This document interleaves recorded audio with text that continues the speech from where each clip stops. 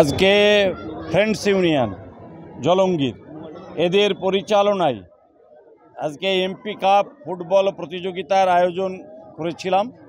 তার আজকে একটা রাউন্ড কমপ্লিট হয়েছে, একটা দল ফাইনালে উঠেছে। হুড়ছি আমারই লোকসভার আন্ডারে ইসলামপুরের পাশে হুড়ছি, তারা ফাইনালে উঠেছে এবং আগামী 17 তারিখ আরও 4টে খেলা আছে, সেদিন ফাইনাল কমপ্লিট হবে।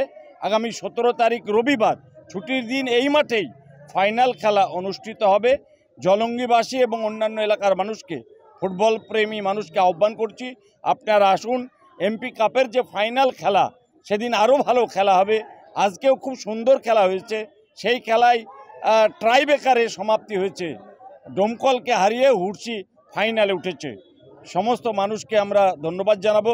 জলঙ্গির আপামর জনসাধারণ আজকে যেভাবে মাঠে ভিড় করেছিলেন, আমরা ভীষণ খুশি।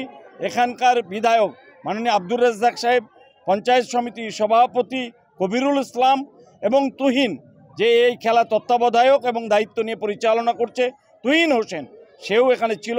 আমার ব্লকের দলের দায়িত্ব যিনি পালন করছেন ব্লক সভাপতি হিসেবে, তিনিও উপস্থিত ছিলেন। সকলের উপস্থিতির মধ্য দিয়েই সুন্দর খেলা অনুষ্ঠিত হয়েছে। আমরা ভীষণ খুশি।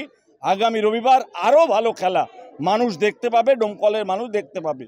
আমরা সমস্ত মানুষকে ডোমকলের আহ্বান করছি, আগামী রবিবার 10টা থেকে খেলা শুরু হবে।